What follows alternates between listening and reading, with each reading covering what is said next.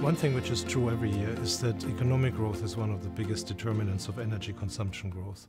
If we look at this, we had 2013, a year in which global economic growth continued to soften, but in which energy consumption close to its 10-year average. In 2013, we saw a remarkable uptick in energy consumption in the OECD countries, way above its long-term average, close to its GDP growth. In the non-OECD countries, the so-called developing countries on the other side, what we have seen is a remarkable slowdown in energy consumption growth, way below its 10-year average and way below its GDP growth rate.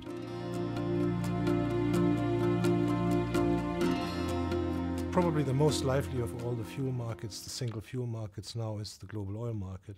And that is driven by two different sets of factors. And I should say at the beginning, when you look at this market, it actually looks remarkably stable. I mean, prices have been very high, above 100 for 3 years now. Average price last year was 108, a little bit below the previous 2 years, but very, very stable. In terms of the annual price volatility, this is the most stable oil price we have seen since the 1970s. And underneath that surface, you have these two forces moving in different directions. Number one, the shale so-called revolution, the production of tight oil in the US.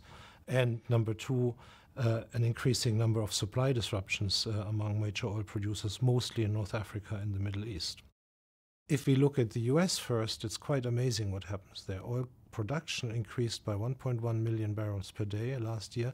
That is, for the second year in a row, the highest increase in oil production in the history of US oil markets. Over the last 3 years, we have cumulative supply disruptions of about 3 million barrels per day, driven by countries like Libya, also by the civil war in Syria, by the birth pangs of a new country called Sudan, by the sanctions against Iran, by outages in Nigeria, and. So if you add up these supply disruptions on the one hand, and the production increase in the US on the other hand, you derive at a picture where the two balance themselves almost perfectly. And that is the underlying reasons for the stable prices.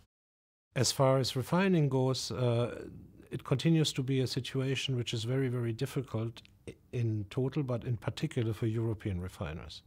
The reasons is, number one, that we have seen more and more refining capacity coming online. Number two, that the feedstock becomes more and more tilted towards biofuels, NGLs, things which do not need refining. And number three, that of course oil demand in the OECD is structurally falling since 2005 and more oriented, the growth centers are in Asia and in other parts of the world.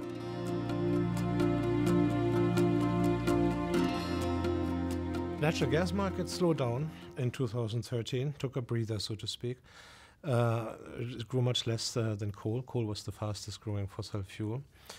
And that is based on two developments. Number one, we are still in a phase where there is very little LNG coming on.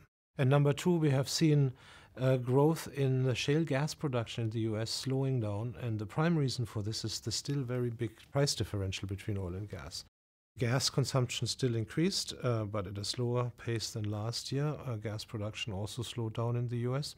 And as a result, gas, again in 2013, and different from 2012, lost out against coal. Internationally, that's translated into a situation where natural gas declined in Europe, but coal declined even more. And to some extent, the gap was made up in Europe by renewed pipeline imports from Russia. In Asia, we have more of the same. The biggest increase in gas consumption comes from China, and therefore the premium of Asian LNG prices over American or European prices is maintained, even though it fell a little bit.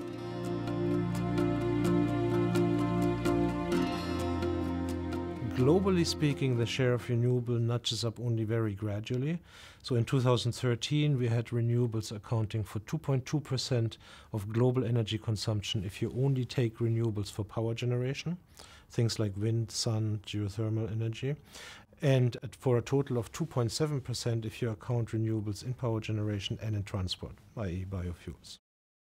But the regional differences are stark. In the European Union, renewables now account for 6.6% of primary energy, whereas, for example, in the Middle East, they are 0.03%, so big regional differences. The principal situation is one characterized by a slowdown in the rates of growth of renewables in those regions where their penetration is highest, and that's the European Union. The reason is obvious, and it has to do with the fact that as a bloc, as a group, renewables are still subsidized. For example, 5% of global power generation is already in the form of renewables, and renewables accounted for about more than 1/3 of the increase in global power generation.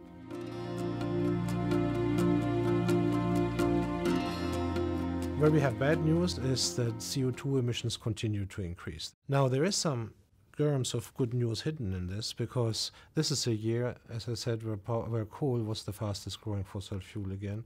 And the fact that CO2 emissions didn't increase faster than primary energy consumption is due to the increased role of renewables.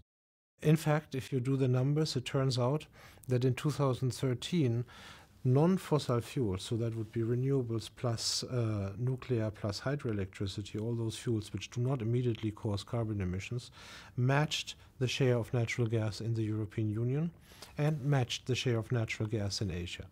Now, the twist is, of course, that the share of natural gas in the European Union is much, much higher than it is in Asia, and that Asia still remains economies which are largely based on coal and where natural gas plays a very, very minor role.